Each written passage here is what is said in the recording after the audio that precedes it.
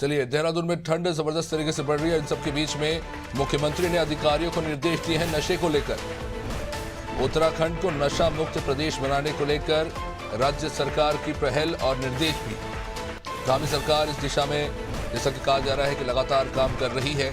सीधा जाएंगे सोनू के पास और जानेंगे कि किस तरह से काम धरातल पर किया जा रहा है। सोनू, सरकार के निर्देश तो हैं कि नशा मुक्त प्रदेश बनाने के लिए काम करेंगे, पर इसे किस तरह से ऑपरेट किया जा रहा है? देखिए, सरकार का ये संकल्प है कि उत्तराखंड को नशा प्रदेश बनाया जाए, नशा मुक्त प्रदेश बनाया जाए। और जिस तरह से मुख्यमंत्री सार्वजनिक मंचों से भी अपील करते हैं, न सिर्फ सरकारी तंत्र से जुड़े जो भी जिम्मेदार अधिकारी हैं, जो जनप्रतिनिधि हैं उनसे, बल्कि जो निजी सेक्टर से जो जिम्मेदार लोग हैं, गैर सरकारी संगठन है, जो निजी सेक्टर के जो विश्वविद्यालय हैं उनसे, और जो समाज के उत्थान के क्षेत्र में जो तमाम लोग कार्य कर रहे हैं, इन सभी को मुख्यमंत्री बार बार अपील भी करते हैं और अधिकारियों को दिशा निर्देश भी देते हैं। एक बार फिर से मुख्यमंत्री ने अधिकारी को कहा है कि आप इसके लिए एक महाअभियान चलाएं, खास तौर से पुलिस विभाग है, स्वास्थ्य विभाग है और जो संबंधित विभाग के अधिकारी हैं। चूंकि सरकार का ये संकल्प है अभिषेक कि उत्तराखंड को नशा मुक्त प्रदेश बनाया जाए। सबसे बड़ी चुनौती क्या है? क्या शराब का नशा उत्तराखंड में सबसे ज्यादा बड़ी प्रॉब्लम है, या फिर सूखे नशे जैसे कि गांजा या अफीम?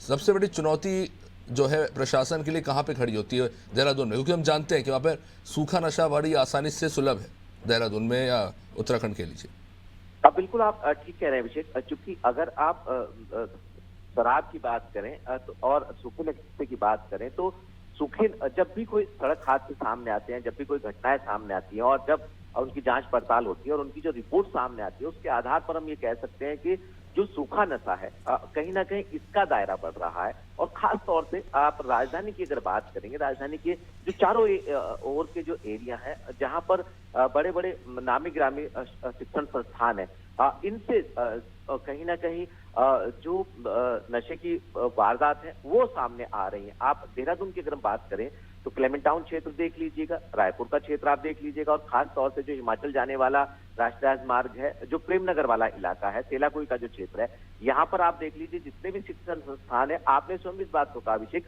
कि खाने के माध्यम से, और जो खास तौर से वो युवा जो रेंट पर रहते हैं, कहीं ना कहीं हॉस्टल में ना रह करके रेंट पर रह रहे हैं, तो ऐसे युवाओं से इस तरह की जो वारदात हैं वो सामने आती हैं। और जब ये जांच आती है सामने, उसके बाद सरकार, शासन तंत्र जो है इस पे अलर्ट नजर आता है। पुलिस और संबंधित विभाग के अधिकारी अभियान चलाएंगे। अब देखना होगा कि आखिर कितना नियंत्रण किया जाएगा, कितने जन जागरूकता के दायरे को बढ़ाया जाएगा और कितने सरकार के संकल्प को साकार किया जाएगा। क्योंकि सोनू, विडंबना ये सिर्फ उत्तराखंड की नहीं, तमाम राज्यों की है कि नशा मुक्ति के नाम पर सिविल सोसाइटी के भरोसे छोड़ दिया जाता है।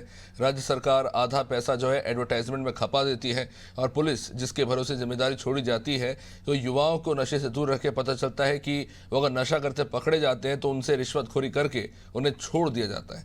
तो मेरे ख्याल से ये सबसे बड़ा प्रॉब्लम यही है कि अगर आप समाज को सुधारने जा रहे हैं नशे के नाम पे, तो पहले आप अपने पूरे प्रशासन को सुधारिए ताकि व्यवस्था सुधर जाए।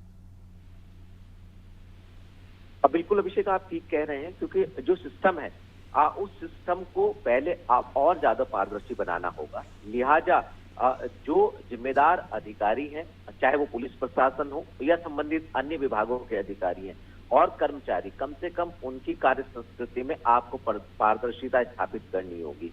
और जब सिस्टम में पारदर्शिता आ जाएगी तो जन जागरूकता भी बढ़ेगी, और कहीं ना कहीं आपका जो उद्देश्य है, आप उस उद्देश्य को, अपने संकल्प को साकार करने में सफल भी होते हुए नजर आएंगे। तो बसुना बन रही हमारे साथ। तो राज्य सरकार की मंशा तो है कि नशा दूर करना है, खासतौर से सबसे बड़ी चुनौती न सिर्फ उत्तराखंड में बल्कि पूरे देश में है कि जो युवा है, नौजवान है, गलत संगत पर पड़ जाते हैं, नशाखोरी जो है शुरू कर देते हैं, और बाद में उसका खामियाजा न सिर्फ उस युवा को बल्कि उसके पूरे परिवार को भुगतना पड़ता है। और जाहिर तौर पर ये उत्तराखंड जैसे राज्य के लिए भी एक बहुत बड़ी चुनौती है। तो राज्य सरकार इसको लेकर काम करनी है। अब देखना होगा कि धरातल पर इसको लेकर क्या नतीजे निकल कर सामने आते हैं।